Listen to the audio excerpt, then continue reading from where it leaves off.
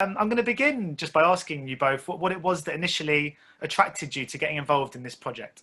I'll jump in. Sorry, the second Jake, I read the first page of it, I was, you know, I went through that. I don't think I've read a script faster in my life. And to me, as an actor, I've always been on the lookout for a romper stomper, a chopper, This Is England, or an Animal Kingdom, something that I feel that, you know, has the potential that is raw and real, that it tells an important story, but as a character for me to play. And I came across this, and it just felt like one of those kind of films. And yeah, I felt like I needed to play the role. So I was very fortunate that I ended up getting the role.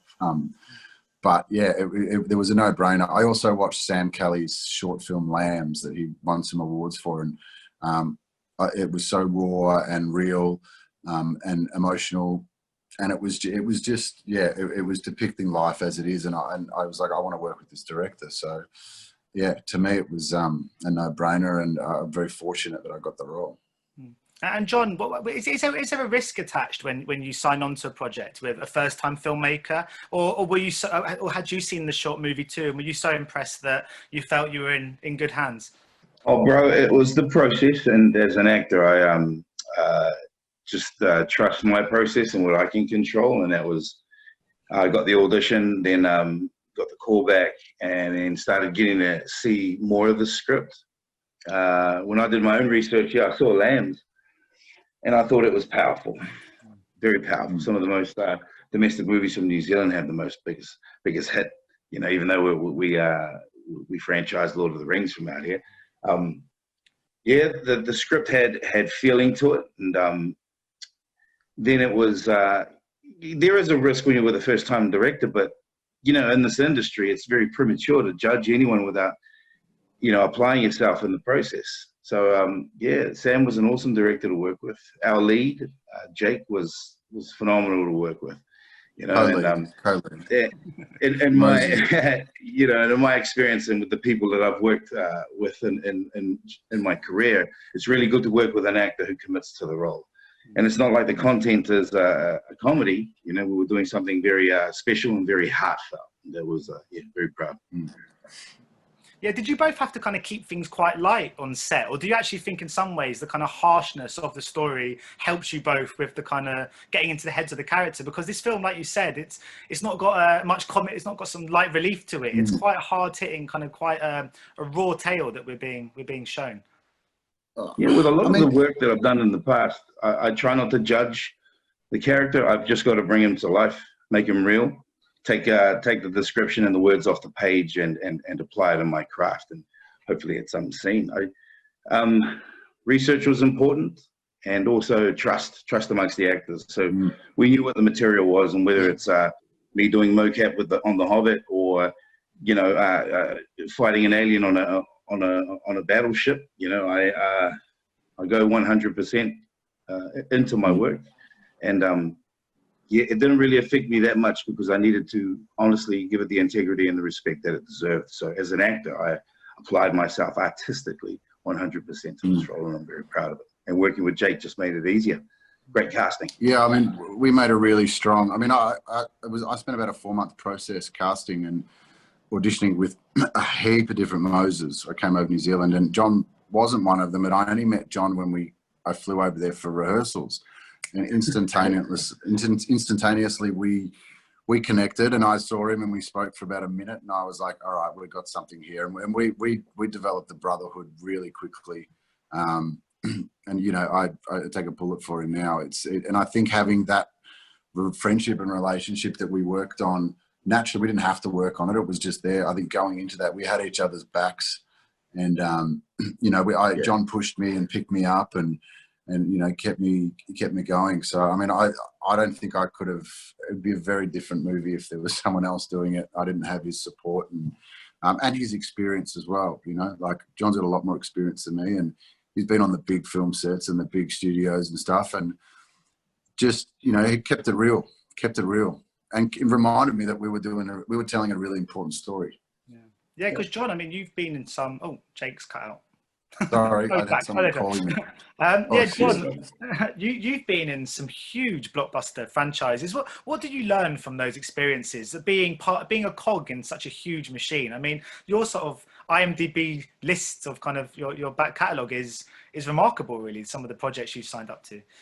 Oh, thank you, Stefan. You know, and to be honest, I love what I do. You know, I've grown up as a kid in New Zealand, South Auckland, always dreaming to work as an actor. I went and studied at Unitec in Auckland drama school. I got a degree in it just so I would be, I don't know, more armed personally, and also I felt like I've got a story to tell, which is what Sam Kelly telling the story from New Zealand ganglands. These are origins of a community that's in New Zealand.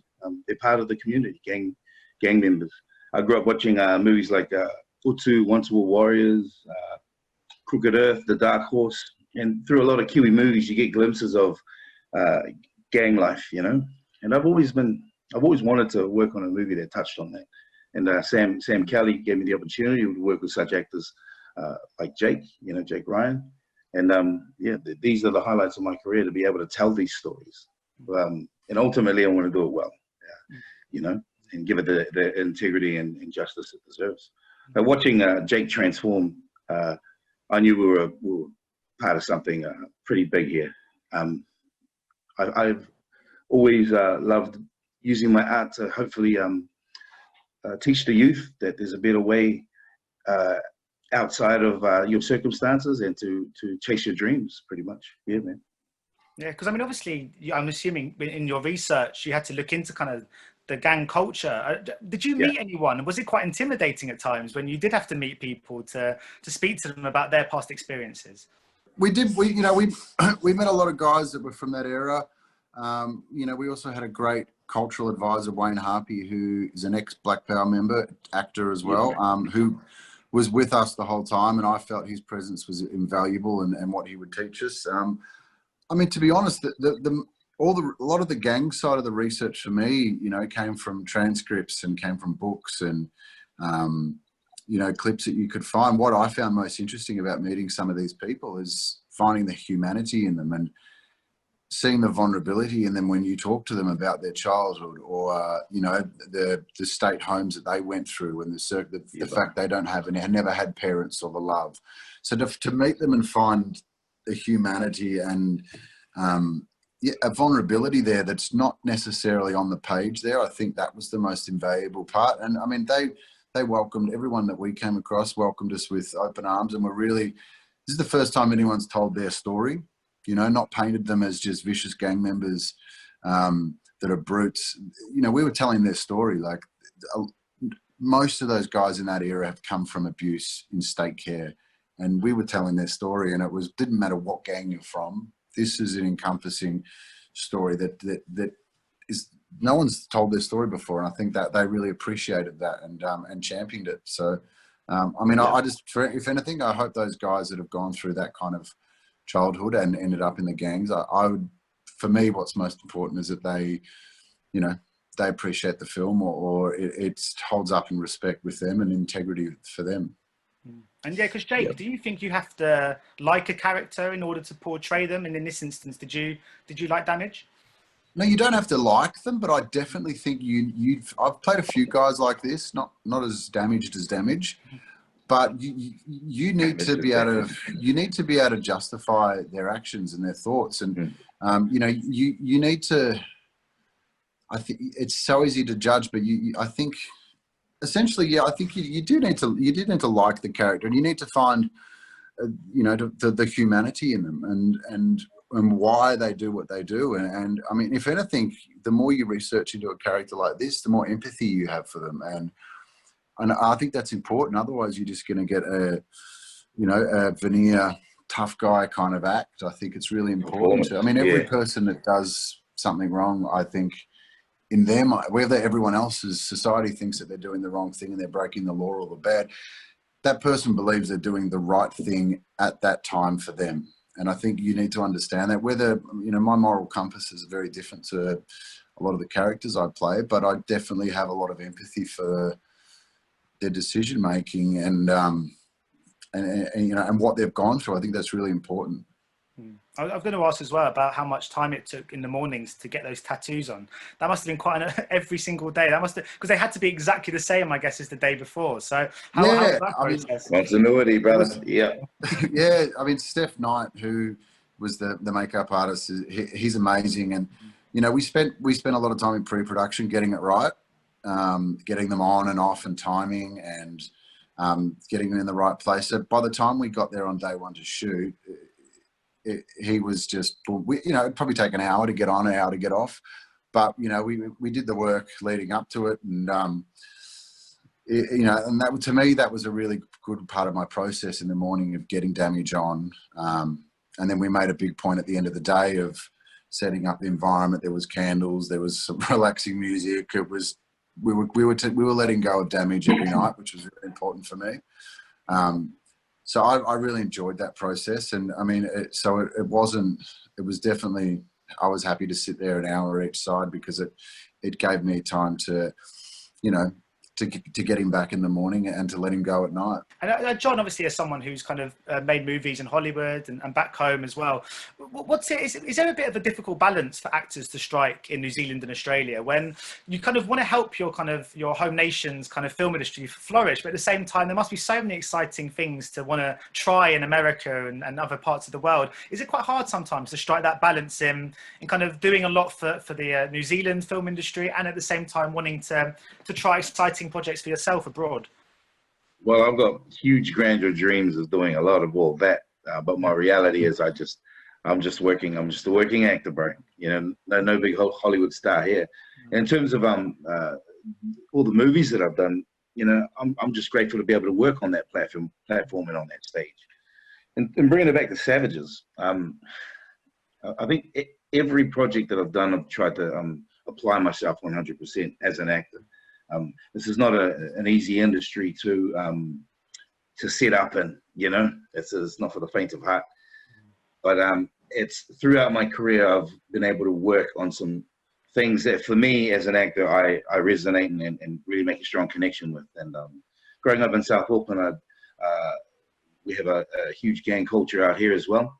And the misconceptions that they go towards gang members out in society is always usually negative. You know, we have a certain profile and stereotypes that we like to box them into. I think Savages opens the doorway in allowing society to understand that there are origins to every human being out there and that people are people first, man.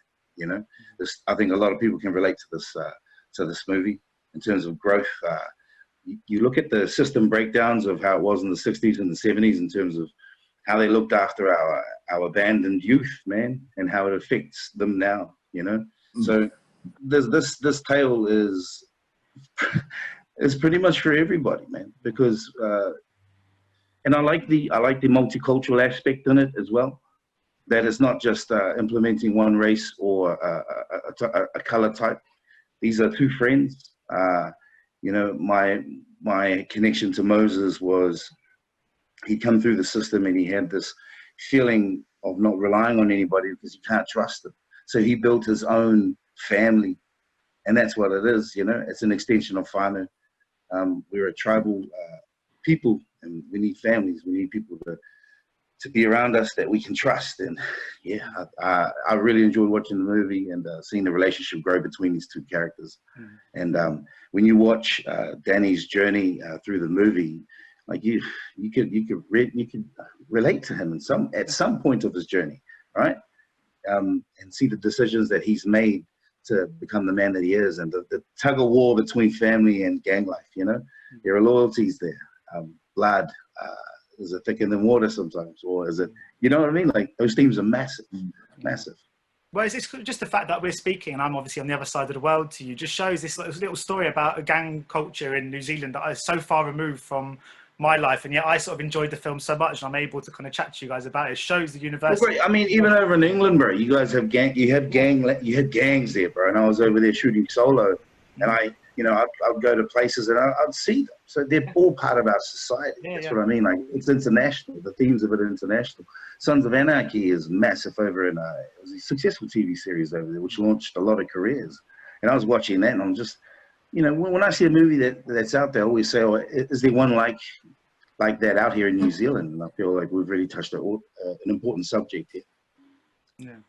Yeah, and Jake, talking of launching careers, over in the UK, there can be a little bit of a stigma attached to people that start in soaps. You know, if we have a Coronation Street and EastEnders, and some actors find it quite hard to break free of a soap. But in Australia, it's been the launching for so many huge careers. And I guess it's just a different culture with the kind of soap actors over there. But did you see it as a great kind of start for you to work? I mean, it's similar. It can launch you if you make it in America. I mean, but equally, it can damage you in Australia. You know, like, I mean, I'm lucky I've got Savage that sort of helped me I'm in the process of breaking out of it now.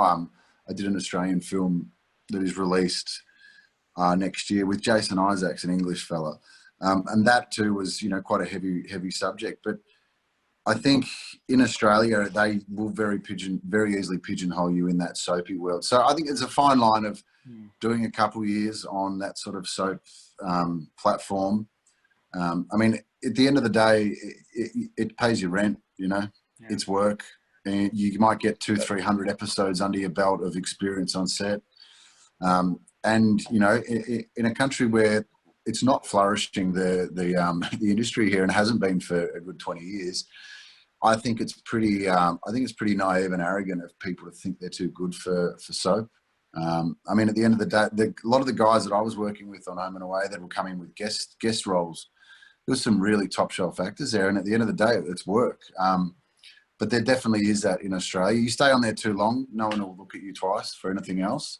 But it launches you in America because, you know, you've got 300 episodes of work under your belt. You know, you know how to turn up on time and be ready and know your stuff and shoot 1,000,000 miles an hour. And so I think, you know, there are pros and cons, but at the end of the day, it's, you know, it's work. It beats digging holes. Yeah. So my final questions, I've realised I've just gone over time. It was just about, obviously, this lockdown has been affecting the whole world, and obviously the pandemic. I'm just wondering about how it is over there for you guys, and when what's the kind of the state of the industry at the moment there? Have you got projects coming up soon? Can you envisage you're going to be going back to work soon? And how have you found the last few months? The industry here has slowed down like pretty much around the world as well, but they're starting to shoot a bit more stuff over in Australia where they've slightly contained the virus in terms of its growth a wee bit more. So productions are coming down under a lot more through the COVID, which is good for us actors to be able to have the opportunity to audition, get the gig hopefully.